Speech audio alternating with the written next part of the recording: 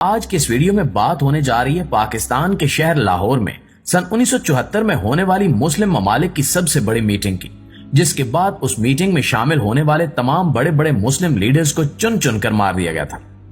دراصل آج کی اس ویڈیو میں ہم یہی ڈسکس کریں گے کہ مسلم ممالک کے بیچ ہونے والی اس میٹنگ کا انعقاد کس نے کیا تھا، اس میٹنگ کے پیچھے کیا خاص مقصد تھا، اور آخر اس میں شامل ہونے والے مسلم دنیا کے اتنے بڑے لیڈرز کو کیسے مارا گیا تھا، جبکہ انہیں بے دردی سے مارنے کے پیچھے اصل ہاتھ کس کا تھا اور انہیں مارنے کی وجہ کیا تھی۔ مگر ویڈیو کو مزید آگے بڑھانے سے پہلے آپ سے اتنی سی گزارش ہے کہ مکمل حقائق کو سمجھنے کے لیے ویڈیو کو شروع سے لے کر آخر تک ضرور دیکھا کریں۔ تو آئیے چل کر موضوع کا باقاعدہ آغاز کرتے ہیں۔ دوستو، ویسے تو اب تک تاریخ میں بے شمار مسلم لیڈرز کی آپس میں کئی چھوٹی بڑی میٹنگز ہوتی آئی ہیں، لیکن جو میٹنگ 1974 میں ہوئی تھی اس کے بارے میں جان کر آج بھی دنیا بھر کے تمام مسلم لیڈرز اندر ہی اندر کانپ جاتے ہیں۔ دراصل یہ 22 فروری سن 1974 کا دن تھا جب OIC یعنی کہ آرگنائزیشن آف اسلامک کارپوریشن کی جانب سے پاکستان کے شہر لاہور میں دنیا کے کئی بڑے بڑے مسلم ممالک کے بیچ ایک بہت بڑا سربراہی اجلاس ہوا تھا، اور اس اجلاس کا انعقاد کرنے والے ذوالفقار علی بھٹو تھے، جو کہ اس وقت پاکستان کے پریزیڈنٹ بھی کہلائے جاتے تھے۔ یہ ذوالفقار علی بھٹو کے عروج کا دور تھا۔ اس وقت یہ لاہور میں ہی اپنے ایک شاندار قلعے میں رہتے تھے۔ ذوالفقار علی بھٹو نہ صرف خود کو پاکستان اور عالم اسلام بلکہ تیسری دنیا کے رہنما کے طور پر بھی دیکھتے تھے۔ دنیا کے ایک مشہور ترین مصنف سٹینلی والپرٹ نے اپنی کتاب جس کا نام زلفی بھٹو آف پاکستان تھا میں لکھا کہ ذوالفقار علی بھٹو کا ارادہ سن 1977 کے انتخابات کے بعد پاکستان میں تیسری دنیا کی سب سے بڑی کانفرنس کروانے کا تھا۔ دراصل اس اجلاس میں تمام مسلم لیڈرز کو اکٹھا کرنے کا مقصد یہ تھا کہ تمام لیڈرز ایک ہو کر دنیا بھر کے ان دشمن ممالک کا ڈٹ کر سامنا کر سکیں جو ان کو چین سے جینے نہیں دیتے۔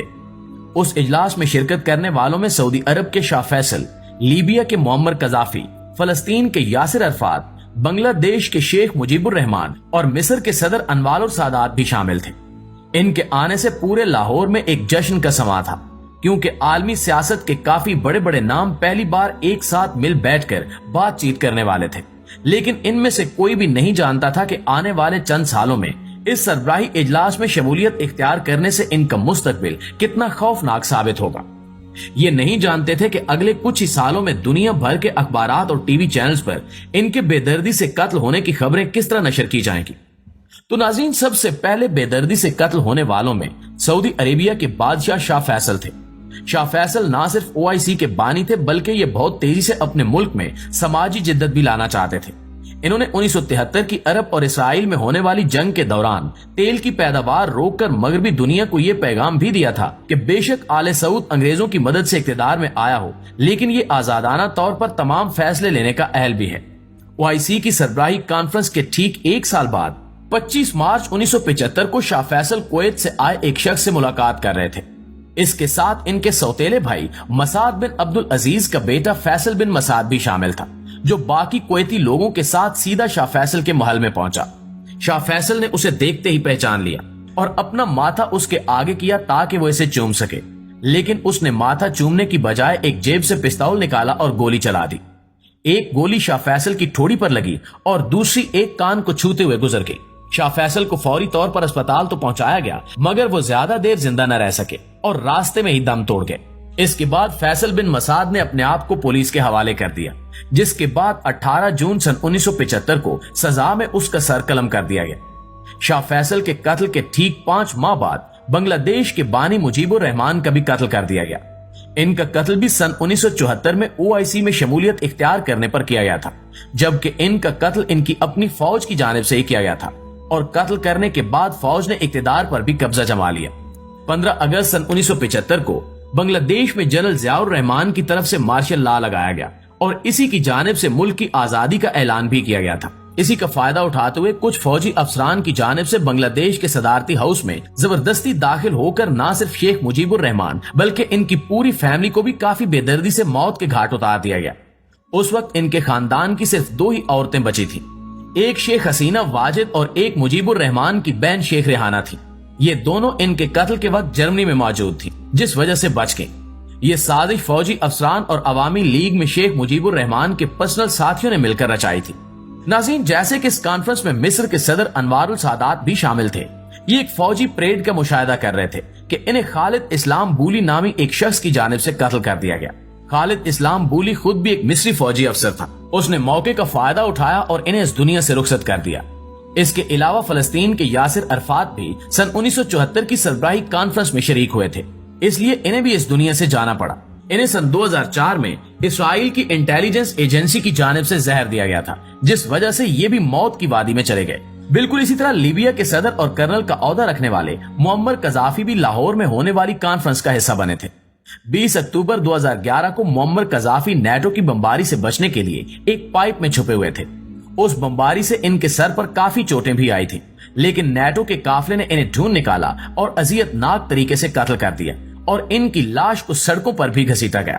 چونکہ اس کانفرنس کو یقینی بنانے کے لیے ذوالفقار علی بھٹو کا کردار سب سے اہم تھا، کیونکہ اس سربراہی کانفرنس کو کامیاب بنانے کے لیے انہوں نے اپنے سفارتی قابلیت کے ایسے جوہر دکھائے کہ پہلی بار تقریباً اسلامی دنیا کے تمام بڑے بڑے لیڈرز ایک ہی پلیٹ فارم پر اکٹھے ہوئے تھے۔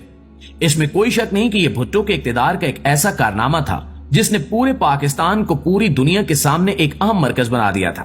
یہی سربراہی اجلاس تھا جس نے پاکستان کی عالمی تنہائی کو بھی ختم کر دیا تھا۔ اس لیے یہ چاہتے تھے کہ اس کانفرنس کے بعد پاکستان تیسری دنیا کا اہم رہنما بن کر ابھرے، لیکن قدرت کو کچھ اور ہی منظور تھا۔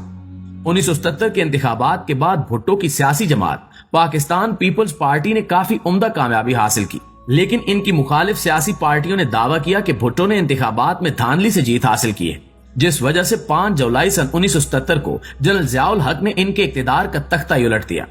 ان پر محمد علی قصوری کے قتل کا مقدمہ بھی چلایا گیا، جس وجہ سے عدالت کی جانب سے انہیں سزائے موت سنا دی گئی، اور پھر 4 اپریل سن 1979 کو ذوالفقار علی بھٹو کو پھانسی دے دی گئی، جبکہ پھانسی کے کئی برسوں بعد سزائے موت سنانے والے ججز کو خیال آیا کہ انہیں پھانسی کے علاوہ کوئی اور بھی سخت سزا دی جا سکتی تھی۔ اب کہا جاتا ہے کہ ان سب مسلم ممالک کے قتل کے پیچھے امریکہ کی CIA کا ایک بہت بڑا ہاتھ ہے۔ وہ امریکہ ہی تھا جو لاہور میں شمولیت اختیار کرنے والے تمام مسلم لیڈر کو ایک ایک کر کے پلاننگ کے ساتھ مرواتا چلا گیا۔ CIA جن لوگوں کے ہاتھوں انہیں قتل کرواتی تھی ان کا پہلے برین واش کیا جاتا تھا تاکہ وہ اپنے مقصد میں پوری طرح سے کامیاب ہو سکیں۔ دراصل امریکہ ڈر چکا تھا کہ اگر 1974 کی میٹنگ میں مسلم لیڈرز ایک ساتھ مل گئے تو اس سے نہ صرف یورپین اور امریکن ممالک کو ایک بہت بڑا نقصان ہوگا، بلکہ یہ ہمارے مقابلے میں بھی آ جائیں گے اور ہمارا ڈٹ کر مقابلہ کر سکیں گے۔ اس لیے آئندہ تمام مسلم لیڈرز کو خبردار کرنے اور انہیں ڈرانے کے لیے امریکہ کی جانب سے ایک ٹریلر دکھایا گیا تھا کہ آئندہ اگر کبھی کسی اسلامک لیڈر نے غلطی سے بھی ایک ساتھ مل کر ایسی میٹنگ کرنے کی کوشش کی تو اس کا بھی وہی حال ہوگا جو باقی لیڈرز کا ہوا تھا۔